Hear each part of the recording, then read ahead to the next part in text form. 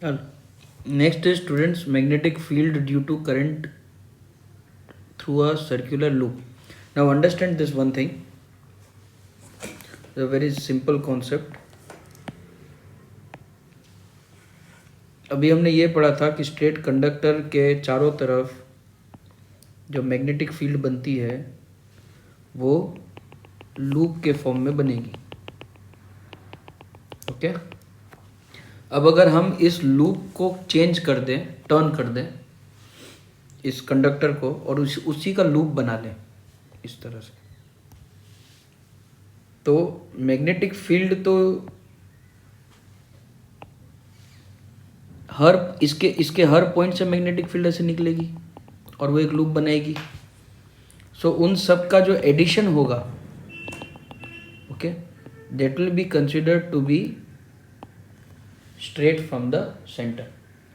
तो हम कह सकते हैं कि एक स्ट्रेट कंडक्टर के लिए मैग्नेटिक फील्ड, एक स्ट्रेट कंडक्टर के लिए मैग्नेटिक फील्ड लूप बनाएगा और एक सर्कुलर लूप अगर कंडक्टर है तो जो मैग्नेटिक फील्ड होगी वो उसके सेंटर से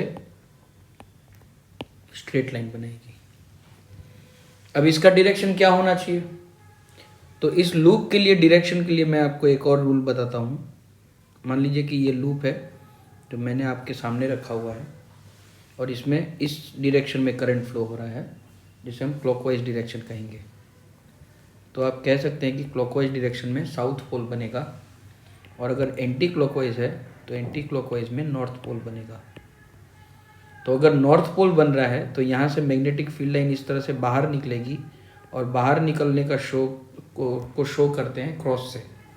और नॉर्थ साउथ पोल में अंदर की तरफ मैग्नेटिक फील्ड जाएगी तो इसको हम कहेंगे कि इसको एक डॉट से रिप्रेजेंट किया जाता है. सो अगर ये यहाँ पे नॉर्थ पोल बन रहा है और इस तरफ साउथ पोल बन रहा है तो यहाँ इस केस में यहाँ पे नॉर्थ पोल बन रहा है और यहाँ पे साउथ पोल बन रहा है क्योंकि इस एज से, इस सरफेस से मैग्नेटिक फील्ड लाइन निकल रही है और यहाँ पे एंटर हो रही है. Okay. So this is it and let us just read few lines of it. जो एक्सप्लेनेशन है उसकी. We have so far observed that the pattern of magnetic field lines produced around the current carrying straight wire. Suppose the straight wire is bent in the form of a circular loop and a current is passed through it, जैसे कि इसमें दिखाया गया है. So at every point the current carrying loop will form concentric circles representing the magnetic field lines. Concentric circles representing magnetic field lines. And it would become larger and larger as we move away from the wire. जैसे देखिए ये जो loop है छोटा था, ये और बड़ा लूप हो गया, और बड़ा लूप हुआ, और बड़ा लूप हुआ, और बड़ा लूप हुआ, तो ये ऑलमोस्ट एक स्ट्रेट लूप की तरह बनेगा. By the time we reach the center of the concentric of the circular loop, the arcs are big circles would appear like straight lines, and every point on the wire carrying current would give rise to the magnetic field appearing as straight line at the center of the loop. Now this is very very important. ठीक है, ये वही है जो मैंने आपको यहाँ पे समझाया था. राइट. अगर लूप है इस तरह से, अगर लूप बन रहा है और लूप में से करंट जा रहा है तो मैग्नेटिक फील्ड सेंटर से स्ट्रेट लाइन की तरह आप लेंगे.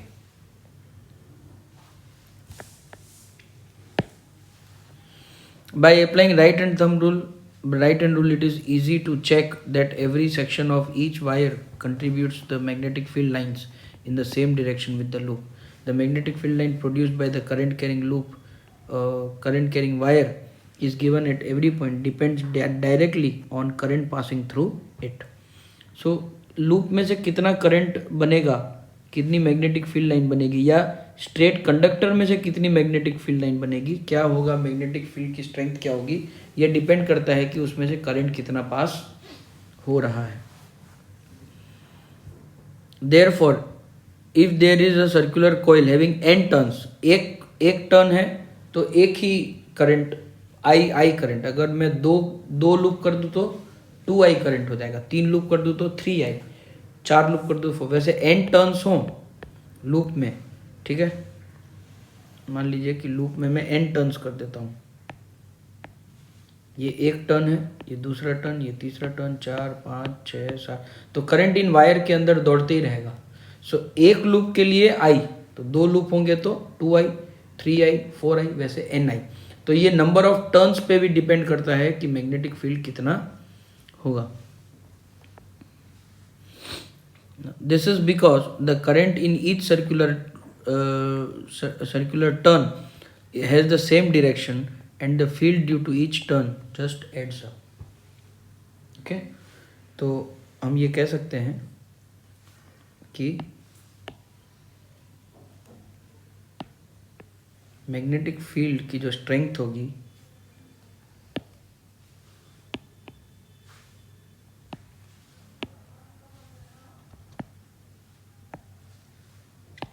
मैग्नेटिक फील्ड को B से रिप्रेजेंट किया जाता है फिजिक्स में। Magnetic field depends on current and it also depends on number of turns in the circular coil. ये बस आपको याद रखना, इसकी कोई फॉर्मूला हमें डिराइव करके लर्न करने की ज़रूरत नहीं है। इसका डायरेक्टली प्रोपोर्शनल मतलब अगर करंट बढ़ेगा तो B भी बढ़ेगा, अगर नंबर ऑफ टर्न्स बढ़े तो B भी बढ़ेगा। अगर ये घटा तो ये भी घट जाएगा। This will also decrease directly. अब एक लूप था, इस लूप को मैं फैला के ऐसे लूप्स बना देता हूँ। एक कॉइल, एक मैं रॉड लेता हूँ, आयरन रॉड, और आयरन रॉड के ऊपर मैं इस तरह से वाइंडिंग कर देता हूँ। ये एक ही वायर के ऊपर लूपिंग नहीं हो रही है, ये लूपिंग आगे बढ़ रही है स्प्रिंग की तरह। तो इसे कहा जाता है सोलेनॉइड। क्या कहा जाता है? सोलेनॉइड।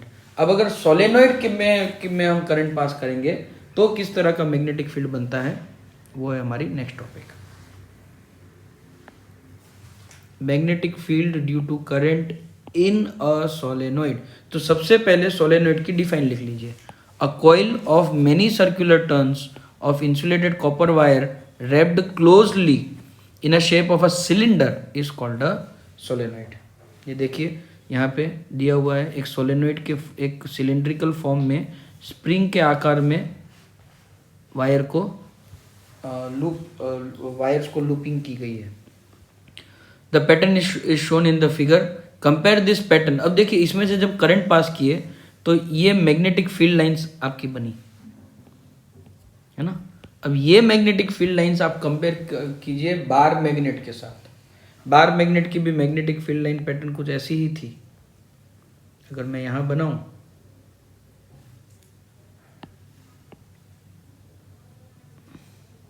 ओके, बार मैग्नेट की मैग्नेटिक फील्ड लाइंस की पैटर्न कैसी होती है? ये बार मैग्नेट है, north pole south pole, north से फील्ड निकली साउथ में गई अंदर, वैसे ही नॉर्थ से साउथ अंदर, नॉर्थ से साउथ, नॉर्थ से साउथ, साउथ टू नॉर्थ, इस तरह से। तो देखिए कुछ इसी तरह की पैटर्न आपको सोलेनॉइड में भी देखने को मिलती है।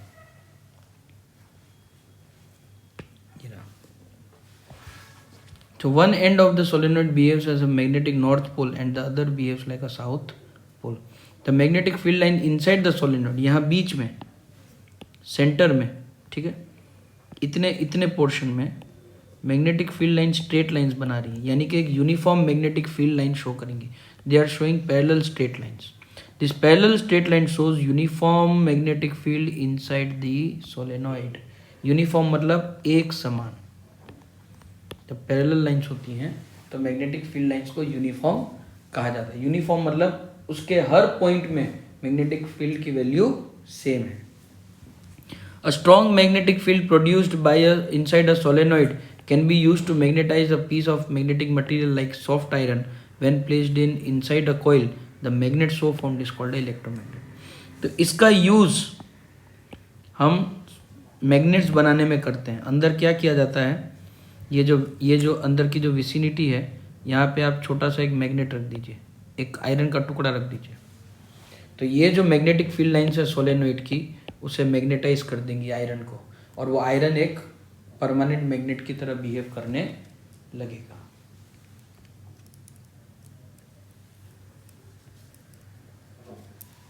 ओके स्टूडेंट्स, यहाँ तक रखते हैं। नेक्स्ट टॉपिक फोर्स से रिलेटेड है, इसलिए हम नए वीडियो से उसे स्टार्ट करेंगे। Thank you.